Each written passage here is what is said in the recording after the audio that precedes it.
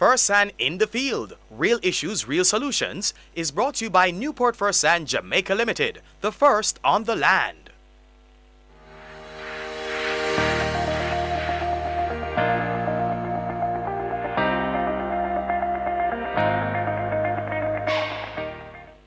It is now time for First and in the Field, Real Issues, Real Solutions. And this morning, our issue of focus is the route to a successful Irish potato crop. We're joined by Sajae Jones, agronomist for Manchester and St. Elizabeth. Sajae, good morning. How are you? Welcome back to the show. Good morning, Althea. Good morning, listeners. I'm doing well. Happy to be here. Good to have you on with us. You're in two tough regions. Post hurricane, the challenges have been many, I know. Let me start with St. Elizabeth. How are things looking over there, Sajae? What are you seeing farmers doing as part of their own recovery efforts?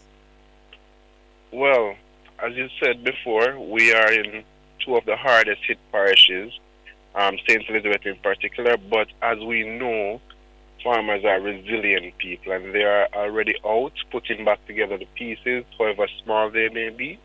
They're already putting it back together, putting in crops, and just pushing and fighting the good fight.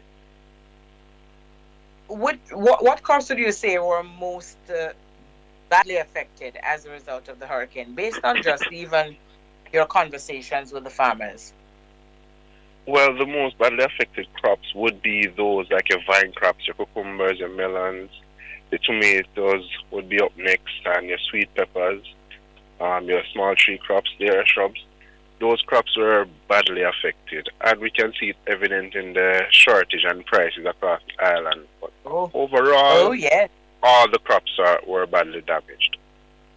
So a lot of work to be done, but of course, as you point out, the farmers are resilient, and so we continue to supply them with the information that will make a difference in helping them to get back on their feet. And I know that companies such as yours, you're already out there doing the work on the ground to assist wherever it is that you can. All right, so we're touching on potatoes this morning, Irish potatoes to be exact. And given recent events, what level of importance should our farmers place, you think, Sajae, on Irish potato production?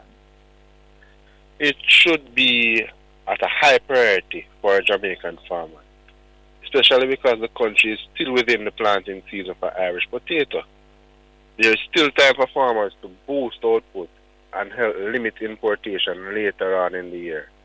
This is an important effort as the Ministry of Jamaica, as Jamaica on a whole consumes about 21,000 tons of Irish potato annually.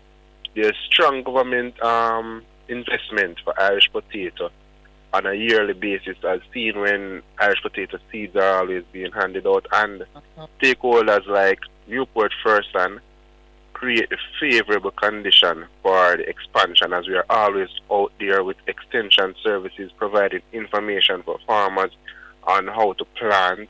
The demand for Irish potato is also consistent and great locally. It has a fast turnover and strong earning potential for farmers, particularly as the rising need from the hotel and tourism sector grows, not to mention the local housewife demand for it. It's a staple in Jamaican cuisine. However, the risks such as the drought and hurricanes, as highlighted from Hurricane Belissa, mean that farmers need to invest in resilience and sustainable practices, and also to improve their storage. The crop offers significant opportunity, but the success demand depends on the farmer, the farmer's management practices and adapting. Right, and of course we know that we grow some of the best potatoes in the country in the hills of northern Manchester. What has the production been like in that region? Well, recently we went out doing surveys just to get an idea of what it's like, and as I said before, the farmers are resilient. We still have a few farmers that are seeking to put in the crop for the growing season, and what we are here this morning to do is to encourage farmers across the island that normally grow this crop, not to shy away from it, but to go ahead and put it in and reap the benefits of having this crop. All right. I want to touch on the whole issue of land preparation because it is my understanding, Sajae, that inadequate or improper land preparation can actually limit the farmer's success. How does it do that? How this inadequate land preparation limit the success of the farmer? Well, land preparation would be the same as the foundation for the house upon which you're going to build, right? So it's the same thing for the crop. The foundation for the crop is the land. So there are a few tenants that we want to look at when you think about land preparation. So you have like site selection, drainage, plowing, tillage. Those are a few things that you think about when you think about land preparation. When it comes on to site selection, we want to avoid areas where other members of the Solanaceae family, like tomato or tobacco or peppers, were before, because we know that this can lend itself to pest and disease outbreak if the land, especially if the land is not properly sanitized. That is one of the things that you are going to want to do as well, right? We want to think about somewhere that you can get up to 12 hours a day light. We want to think about somewhere that you can get adequate water supply. And this all comes under site selection. We want the soil to be deep and well drained. We want a minimum of 10 degrees difference between day and night, as it helps with the tuber formation. When it comes on to drainage now, this is a big issue, and we see this coming out. Hold on, don't move from that light issue, because I think we need to provide an explanation as to why that light is important. Tell us a little bit more about that.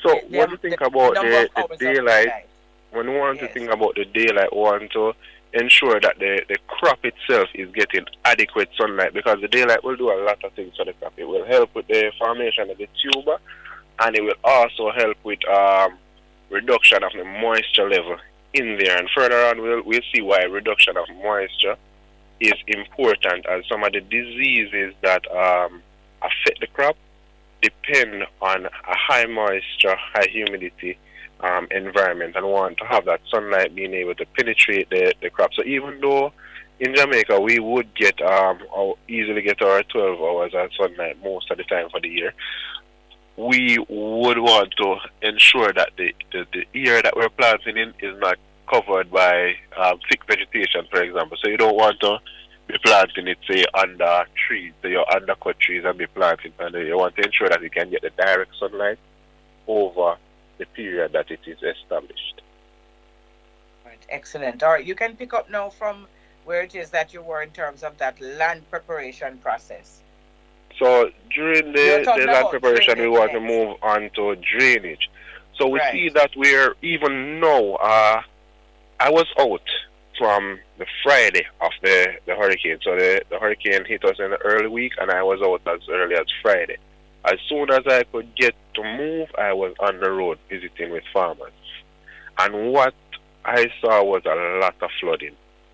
Effects of flooding. Areas that used to have a little flooding had a lot of flooding. I still am passing areas that I normally do regular field visits to the farmers, and they are unable to reestablish themselves because of flood waters. It's still there, still have roads that are blocked off because of flooding. So removal of moisture from your fields is important, and it also ties into site selection as well, because you don't want to be selecting a site, if it is at all possible, that you have multiple plots that you can farm on. When it comes on to the hurricane period, or the periods that we normally have intense rainfall, you want to move away from those lands, or you want to implement proper drainage. Because on the flip side of that, there are areas that you can actually prepare for flooding and get great success from it, just simply by monitoring and looking at where the water ran during the hurricane, for example. So we went to fields and we mapped it out with farmers, and we said the water came from that way because you can see where it ran, and then you can now create drainage to move the water away from the field. Then you want to think about your plowing as well. Yes? No, hold on. I'm not going to have you move from the drainage yet, because that is so important, Sajae. I had conversation with someone else who was saying that farmers simply do not take the time to just stand up and look at the water and the direction in which it flows on the property. And as a matter of fact, it's not just farmers. Generally, wherever it is that you live, you need to take a look at when you have a heavy downpour, in which direction does the water flow? How long does it take for it to move off of the property? And then you put in the drains accordingly. It's a very important feature of land preparation that we don't pay enough attention to. Definitely. Water will always take the path of least resistance. And what some farmers may do is they would say that they don't want the drain to go there because it doesn't look right or it makes the field look lopsided. But if you put the drain in the middle of the field because that's where the water flows, then in that instance you may lose 2% or 3% of your planting area, but you will save the other 97% or 95% of that planting area, and you will be able to reap your crop. That's right. I see that as a win. 95 as opposed to 100% wipe out. I see that as a win. Oh, absolutely. It's a no-brainer, really. And so we need to encourage more of our farmers to be doing that, and bringing in assistance. If they can't do the drains themselves, or they don't know how to put in that drainage system, they need to seek assistance to do it. Yes, definitely, and that's where our free consultation comes in, and we are always ready to assist farmers. We will spend that half an hour, that hour with you, just walking the property. We don't have to do anything else for the day. We'll just walk the entire property and we will map out how to put in that drain. Okay. On to your next point. I had to stop you there on that drainage because I realize it's a major issue. It is. And we will just think about plowing, and a lot of persons, we have to think deeper and actually study patterns and the literature when it comes on to land preparation. Because hard pan formation, a lot of persons know that hard pans can form, but they may not know that rainfall can lead to hard pan formation, as the rain can push down the finer soil particles into the soil further down, and that will fill the air spaces and allow for hard pan formation. Then you won't have that deep root penetration that you need for the proper production of your crop. And it can also lead to misshapen tubers in the Irish, which are not highly marketable.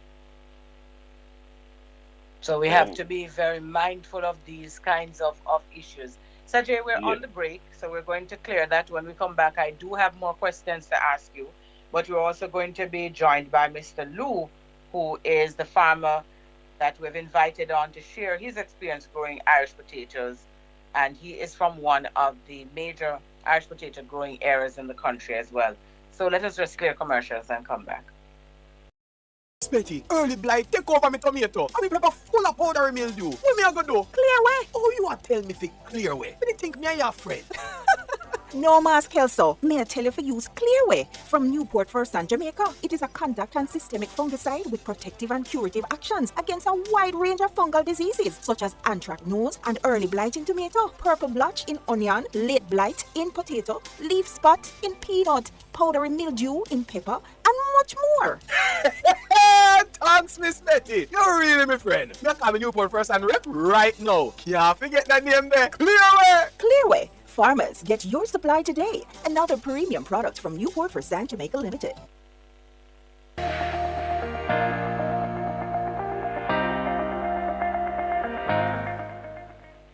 All right, so Farm Talk continues here on Power 106 FM as we continue our focus on Fersan in the field, real issues, real solutions, and we do have quite a bit to share with you still. We have with us Sajae Jones, who is an agronomist out of the parishes of Manchester and St.Elizabeth. And we have Kevin Liu now joining us. He is a farmer out of Barry in St. Catherine. And contrary to what I told you earlier, he's actually a pepper farmer. Mr. Liu, good morning. How are you? Hi, good morning. Good morning to you and your listeners. Thank you for having me. A pleasure to have you on with us. Did you encounter any challenges as a result of Hurricane Melissa? Let me start there. Yes, actually I did, but truth, truthfully, we're truly blessed. We had some damage. The pepper plant toppled, not all of them, but a good amount. We had to do corrective action using a trellis made of bamboo to bring them upright. But the problem we had was really an increase in mildew and fungus issues, you know. So Which normally that's basically accompany the these problem. kinds of weather events that bring a lot of rain. Yes, a lot of rain and the plants were on the side, and it really increased the fungal issues. Okay. And I do understand that you have been working very closely with Newport-Fersan, using Yes, their products, including Victory Plus. What noticeable improvements have you seen in the health of the crops uh, after the yes, use of the products? Because you mentioned, of course, that you are having challenges with the fungus and I would imagine other issues going on with the plants because of the wet conditions. right. Well, the plants were in shock as well. Honestly, we were on a nutritional program with First before Melissa, and that had resolved a lot of other issues. But after Melissa, with the fungal issues and using of Victory Plus, we have seen a great improvement in terms of the plant health, new growth. We're actually now seeing buds, flowering, some young peppers. So it is now coming out of that shock that from Melissa. Um, we're very hopeful that we will be on track in another 2 to 3 weeks. Do you grow those peppers just for local use, or is it part of a wider narrative of production for the international trade? Right. So honestly, I'm an agro processor that have Ah, gone into farming. Just started farming about 9 months ago, and my first interaction with person was for soil testing. I made a mistake where the person who I bought my seedlings from actually sold me a nutritional plan, a 12-week plan, which got me into a lot of problems. And honestly, that is where I called Firsan, not knowing that the service that they offered was free. They actually built a nutritional program for us, and this was before Melissa, of course, and we were on our, we're really doing good until Melissa. So I'm really, really happy with the service, the level of professionalism from Firsan and their products. Really seeing good results. which sounds good and which augurs well for the future. I would imagine you're going to continue the relationship that you have with them. You're an agro processor, you say. What caused you to start your own farm? Well, basically, the supply chain of produce as well as the erratic pricing. One of the main things with peppers, we have to have full traceability. I do exports as well, not of, well, let me clarify. I am not yet exporting pepper products, so we're just in the development stage. But I know that we come the 20th of January next year, it's going to be mandatory to have full traceability on peppers, whether it be a fresh pepper or a pepper product. So we are taking steps to have all of that put in place, hazard analysis reports, full documentation, record keeping, that sort of stuff. So that's where we are currently. All right, excellent. All right, so I really want to thank you for sharing with us this morning because it does make a difference when we can hear the voice of the farmer using the products. And before you go, Sajae, tell us a little bit about Victory Plus before I allow Mr. Lou to go. All right. So the product Victory Plus has an active ingredient, metalaxyl, and it is great for the control of fungal diseases. For example, in the Irish, it will be good for late blight, early blight, good control for those. It also has an added benefit of having phosphates in it. Now, what this does, it actually strengthens the plant while it fights the disease at the same time, right? So it will have a double effect, right? It's a systemic fungicide that contains potassium phosphate, which helps to boost the plant's own defenses, while the metal oxide will disrupt the growth of the blight, right? This is a twofold effect. So it strengthens the plant at the same time while it is controlling the fungus. That's how this particular fungicide goes to work. And that's why you'll get a quick bounce back and a quick turnaround from it. And I would imagine, Mr. Lou, that you're already recommending the product to others. Yes, definitely. I'm very happy with the product. As I mentioned earlier, the new growth, flowering, buds, a healthier looking plant. We have a couple thousand plants, a couple hundred of them, got toppled, but we're actually seeing great improvement using the Victory Plus. Certainly sounds good, and we wish you continued success in all that you do. Thank you so very much. All the best. Thank you. All right, take care. Kevin Lou, farmer out of Barry, St. Catherine. Can Victory Plus be used on the Irish potatoes as well for these challenges? Yes, definitely. Definitely, it's a great product for use in your Irish potato crop. It's a wonderful product that does one of the control of the greatest fungal problems in the Irish, which would be the late blight, or blight in general, the late and the early blight. It does a wonderful control for those fungal diseases. All right. Mr. Lou mentioned the whole issue of nutrient management, and so I want to move to that now, Sajae, for us to focus on that. What options do you have in place at Newport-Fersan to deal with any issues that the farmers might have in terms of nutrient management in Irish potato production? Well, the nutrient management in general for Irish potato would be one that we recommend to do soil testing. That's our flagship. That's what we always put forward to farmers first. Soil testing. Because if you are heading somewhere, you will need directions in order to get there. Whether you have Google Maps or you have Ask the Man on the Road or you have a paper map, you will need direction. Even if you're just following the sun and traveling, whether it be east or west, you still need that map. You still need that guidance. And without your soil test, you do not have that guidance. You'll be shooting blind, driving blind. Pitch black darkness without a headlight, you will crash. And what the soil test does, it provides the overall soil structure, soil chemistry for you, so you know what is in the soil. There's a law called the law of minimum, and what it simply states is that the plant growth is limited by the plant nutrient element that is present in the smallest quantity, all others being present in adequate amount. So if you have everything but one, then you will be in problem. So it's like having a car and you have everything on the car except the lug nut. You can't go anywhere, the tires will fall off. That's how important the soil test is. So when you have that soil test conducted, then we'll be able to build out a nutrient management program for you. But it's not to say that if you don't have a soil test, then you're just left behind. We also have improved blends that are born from soil testing, but these are more generalized.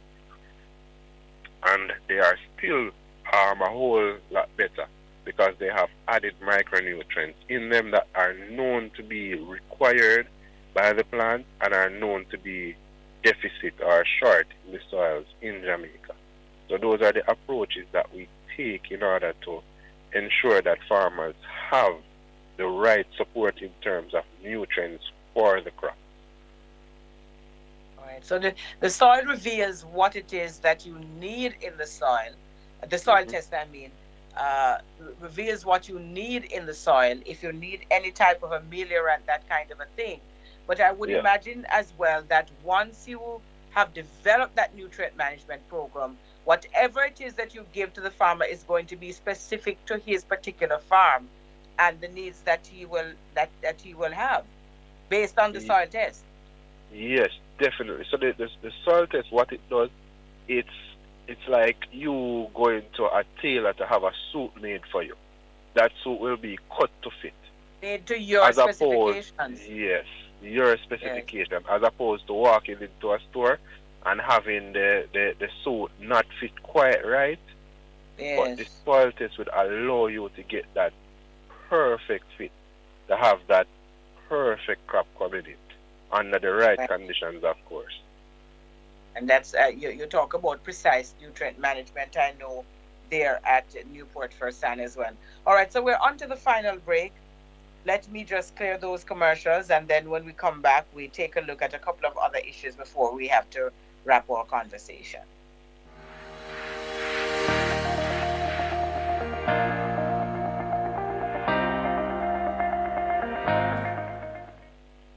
We're rounding out our conversation now with Sajae Jones from Newport-Fersan. And this is Fersan in the Field, Real Issues, Real Solutions, identifying the issues limiting the route to a successful Irish potato crop through management of diseases. Sajae has walked us through issues such as inadequate or improper land preparation can limit the farmer's success, the use of an incomplete and balanced nutrient management program, and how weather and climate events like the recent hurricane can impact the work that the farmers do. All right, so let me just then move to the options that you have in place at Newport-Fersan to deal with some of the nutrient management issues in Irish potato production. You've touched on some of them, but go right ahead, Sajay, and share some more because our farmers need to know exactly what to do if they want to get the best Irish potato crop. Okay, so we have, of course, gone through some of the downsides, as in the issues that affect the crop. But there are ways and means, and we have been touching on them from morning until now. And one of the ways that we offer as the company to the farmers, of course, free of charge, is our field appraisal tool. And what this tool does is that it allows us to use a host of other equipment and technical knowledge and expertise in order to assess and guide farmers onto the right path. For example, for the Irish potato, we spoke of observation, where we observe exactly what is on your field, your infrastructure, and how best to put it to work for you. We also have tools like the penetrometer.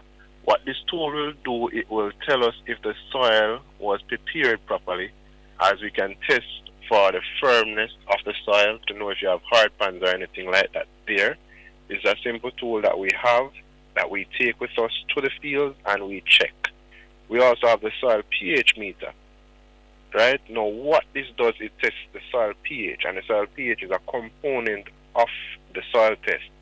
But we are able to do this even without the soil test.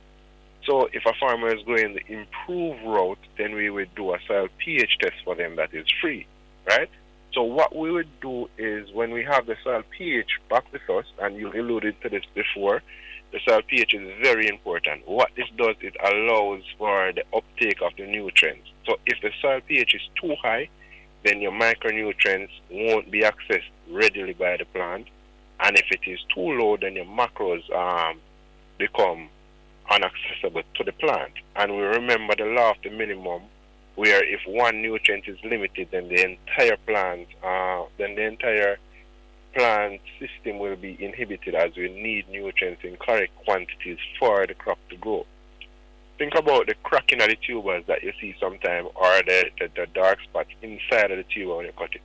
This is as a result of boron. So if boron is missing, then you will have small cracked tubers and you won't get them to market, or you won't get that price that you deserve for your to produce whenever you have this issue going on. And this can all be linked back to one concern: soil pH. It can be a lack of the nutrient, but the nutrient can also be present, but because the soil pH is incorrect, then you won't have access to that nutrient. So this is a big problem that is in Jamaica right now, that persons, and it's a simple problem to fix, because we do have ameliorants that can either lower or raise the pH of the soil. And just this simple fix can lead farmers to higher production and productivity within their farms. Not to mention the use of the improved blends along with that, which are the potato lighter starter, which is 250 kg or 210 pound bags to an acre at planting, and then 5 bags of a 50 kg at molding. So we will now know the pH and we now know which nutrient to supply, and this will in turn boost productivity for the farmer. All right, but I don't want us to run out of time without also touching on the issue of the water pH, because we've been talking about soil, but isn't water pH also important? And do you test or do you have recommendations for how farmers test the water pH? Most definitely, most definitely. And what we recommend for farmers is we will do the initial water pH testing for you and let you know where you are. But water pH is a bit different from soil pH. As a soil pH, the soil will always be one soil, so it's always going to be there. But the water now, you will catch new water each time from whether it be rainfall or NWSP or NISP or wherever you get your water from, or the rivers. That will be a different water source each time. Now the water pH ranges from 0 to 14, and whenever it is alkaline, and most 90% of the time the water will be alkaline in Jamaica because of the limestone that is here. Now when it's alkaline, what you will have happening to your active ingredients from your chemicals that you use to control your fungal diseases or even the insects is that you'll have decomposition of the active ingredient, meaning that it will break down or destroy the active ingredient. Now, what you will need in order to get your water testing done is a pH meter, which we do supply at Newport-Fersan, and citric acid, we also supply that. Now, what you will do is you will test the water pH to see where it's at. If it is out of bounds, now each chemical has its own preferred pH that it works at, but most of them will work well at a slightly acidic pH, which will be just around 6. And you must pay keen attention to the active ingredient that is to the recommended pH that is normally listed on the label. Or you can speak to the input suppliers like first, and then we can tell you the pH that the product should be at. So each product has a different pH. What you will do now is use the pH meter to test it, and then use the citric acid to lower the pH to within the range that the product requires it for the product to work well. And we have many farmers using these products and using this equipment and are seeing drastic differences in the amount of chemicals that they have to use on the farm, which results in saving and results in a healthier population as we are using less toxic chemicals within our environment. Right, I have to leave it there, but thank you so very much. This is very important information you have shared with us this morning, Sajae, and we look forward to the next time that we have a chat. Thank you, thank you, thank you. Thank you for having me. All right, take care. And that was Sajae Jones, and he's agronomist out of working in the parishes of Manchester and St. Elizabeth. This has been another in the series, Fersan in the Field, Real Issues, Real Solutions.